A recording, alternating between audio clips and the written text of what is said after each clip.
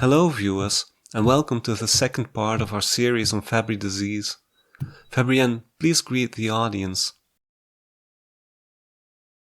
Today we will be covering three topics. First, we'll explain a bit about the inner workings of our cells. After that, you can hopefully follow the part on inheritance. If all goes well, you might then understand why some people believe that women are less severely affected by Fabry disease and why this assumption is wrong. Last on the list is prevalence, the question how rare or common Fabry disease is. We'll start with a schematic drawing of a human cell. The colors are chosen to better distinguish the parts but have no further meaning. Our first interest is the genetic material.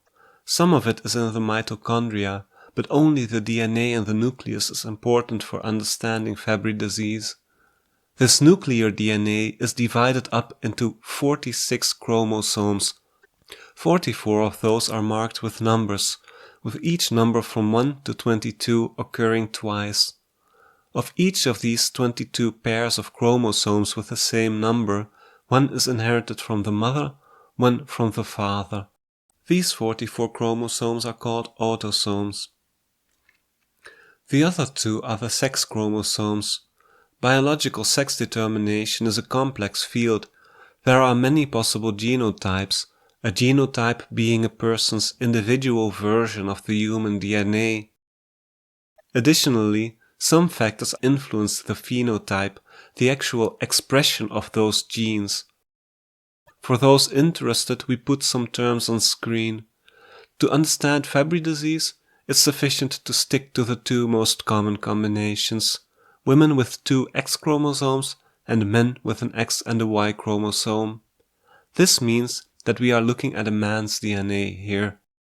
The X chromosome is called a sex chromosome, but it has nothing to do with sex determination, only the absence or presence of a Y chromosome does. Chromosomes consist of DNA and some additional components required for packaging. DNA is the substance containing the actual genetic information in the sequence of 4 nucleobases, abbreviated A, C, G, and T. On one side, these nucleobases connect to a backbone, which keeps the nucleobases in the correct order. On the other side, every nucleobase connects to one matching nucleobase, forming 4 unique base pairs. Those nucleobases again connect to a second backbone, forming a double strand of genetic information. Single chromosomes have millions of base pairs, from around 45 million to almost 250 million base pairs. All that information is never accessed at once. Chromosomes can be divided into regions containing different sets of information. Those regions are called genes. That means that chromosomes are physically separate parts of genetic material, and genes are connected with other genes into chromosomes. The largest human chromosome has around 2,000 genes. Not every part of a chromosome is part of a gene. Some fragments of chromosomes have, as far as we know today, no function at all. Having Fabry disease means that there is a mutation on the GLA gene, which is located on the X chromosome. Such variants of the same gene are called alleles. When the information on a gene is needed, it is copied to RNA. RNA is a lot like DNA. It also has a backbone, though it's a bit different from the DNA backbone. 3 of 4 nucleobases are the same, but instead of a T, RNA uses a U. Usually RNA appears in shorter strands than DNA, and those are mostly single strands. Immediately after copying, parts of the gene are thrown out of the RNA strand. The reason for this is that genes, like chromosomes, have sections containing no information at all, at least as far as we know today. The parts of the genes that are actually expressed in the final gene products are the exons, and in between are the introns. The human GLA gene is over 10,000 base pairs long, and around 86% of those are introns. The process of fitting the exons together is called splicing. So now we have an RNA strand containing the information of a single gene, and in this form it exits the nucleus. The information in this RNA strand has to be translated into a matching chain of amino acids. Every amino acid is represented by a group of 3 RNA bases called a codon. More information on this translation process will be provided in a separate video about the genetic code. Translation of RNA strands into amino acid chains takes place at the ribosomes. A short chain of around 2 to 50 amino acids is called a peptide, a longer chain a protein. The GLA gene, which is affected in Fabry disease, encodes for a protein called alpha-galactosidase A. Proteins carry out many vital functions in the body. To carry out those functions, proteins need a specific three-dimensional structure. By and large, the order of amino acids determines the shape of a protein, and the shape of a protein determines its function.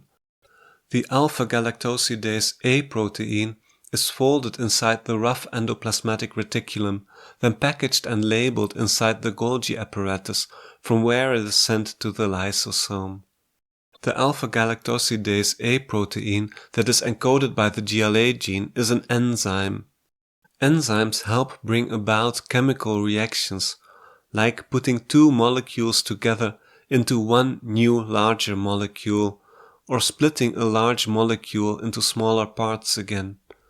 To understand what the alpha-galactosidase A protein does, we'll take a look inside one of the lysosomes of this cell. Inside the lysosomes, many different enzymes break down all sorts of cell waste. For example, when part of the cell membrane is renewed, the old bits of membrane don't simply disappear. They have to be recycled, and that happens inside the lysosomes. Alpha-galactosidase A is an enzyme that enables one step in breaking down one component of the cell membrane. So, important terms are chromosomes, separate strands of DNA that form our genetic material. Inside the nucleus, there are usually 46 of them. These chromosomes occur in pairs, with one being inherited from each parent. Sex chromosomes can occur in different configurations, the most common ones being XX for women and XY for men. Each chromosome contains numerous genes. Fabry disease is caused by mutation on the GLA gene on the X chromosome. This gene encodes for a protein called alpha-galactosidase A. Production of this protein requires the DNA to be copied into RNA, spliced, translated into an amino acid sequence, which is then folded inside the ER. Alpha-galactosidase A is an enzyme, meaning it enables chemical reactions without being part of the source material or final product. Alpha-galactosidase A enables one step in the breakdown of one component of the cell membrane, which takes place inside the lysosomes. Now that we know about genetic material, we can talk about inheritance. Because the gene that is affected by Fabry disease is located on the X chromosome, we have to understand X-linked inheritance. As men usually have one X chromosome, as opposed to women having two, Fabry disease affects women differently from men. Sometimes one can read how a second X chromosome protects women from being severely affected by Fabry disease, but this is a misunderstanding. Fabrienne, for example, has severe symptoms and she is a woman. That's why this topic deserves proper attention. Both mothers and fathers have two of each chromosome, one from each of their parents. They pass on one of these different chromosomes to their children. As a woman has two X chromosomes, she will always pass on an X chromosome to every single one of her children. A man has an X and a Y chromosome, so, depending on which sex chromosome he passes on, the child will become a girl or a boy. This means, from a parent's perspective, that a woman having Fabry disease will, on average, pass on a mutant X chromosome to half of her daughters and half of her sons. A man is also likely to pass on his mutant X chromosome to half of his children, with the difference that all of his daughters will be affected and none of his sons.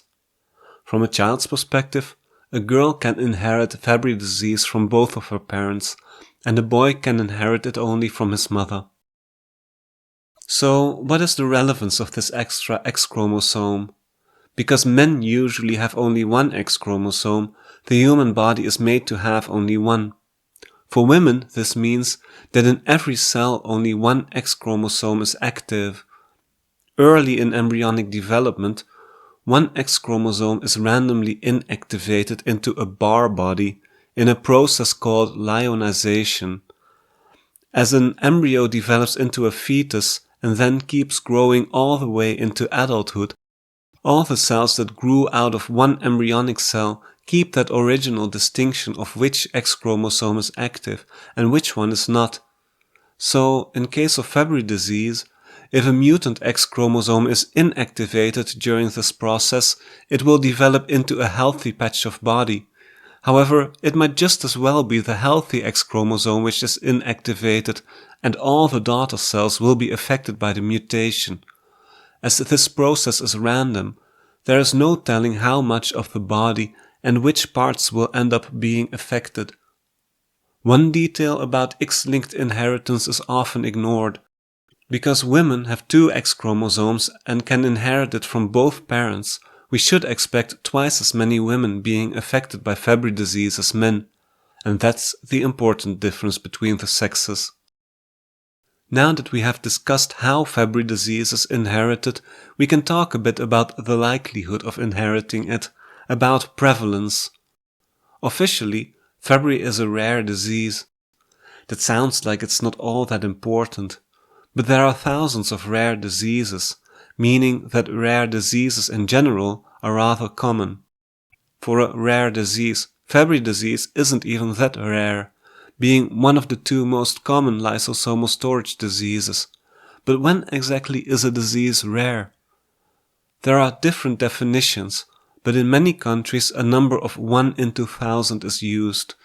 That means of 2,000 random people in a population, on average only one has the disease. The definition in the United States is less than 200,000 affected people in the whole populace, around 1 in 1,600. For older estimates regarding Fabry disease, that criterion is easily met, and for a specific phenotype, that might still be true. But there's not just one type of Fabry disease.